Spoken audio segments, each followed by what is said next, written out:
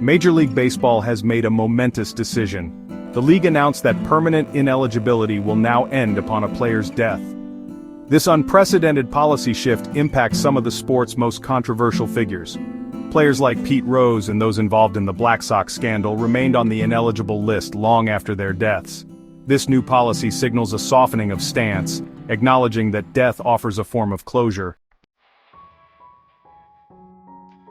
Commissioner Manfred explained the reasoning behind this significant policy shift. The league's stance is that a deceased individual no longer poses a threat to the integrity of the sport.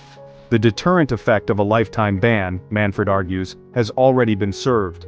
This reflects a move away from purely punitive measures towards a more nuanced approach. The focus now seems to be on preserving the legacy of the sport while acknowledging that individuals can't be held accountable after death. This change also recognizes the emotional toll on families of banned players. They have long argued that their loved ones should be remembered for their accomplishments on the field, not just their mistakes. This policy allows for a more complete picture of these complex figures.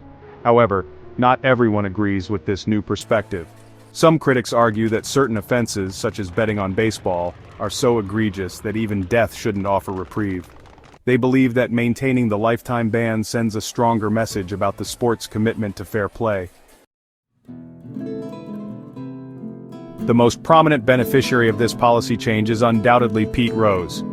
Charlie Hustle, as he was known, was banned from baseball in 1989 for betting on games while managing the Cincinnati Reds. His case has been a source of constant debate, with many calling for his reinstatement before his death in 2024. This decision also impacts the 8 players implicated in the 1919 Black Sox scandal.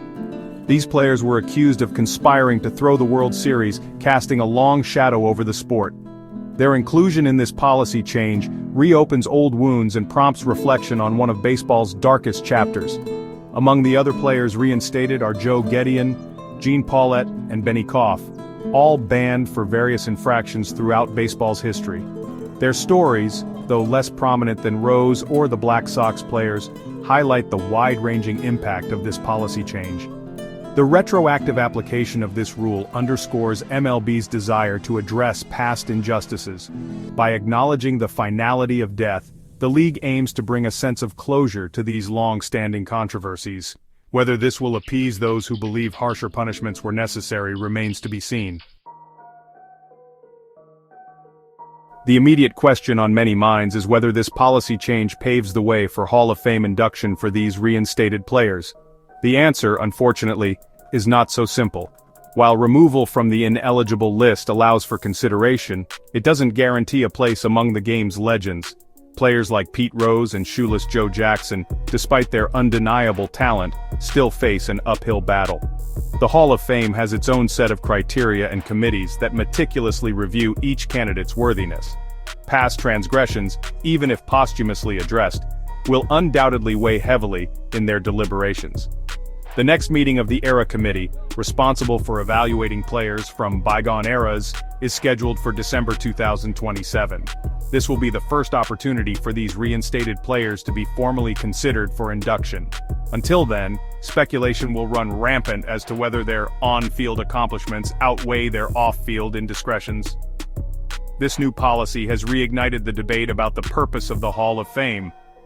Is it a museum celebrating the best players, or a shrine to the sport's moral compass? The upcoming Era Committee decisions will have significant implications for how we view the legacy of these players and the Hall itself.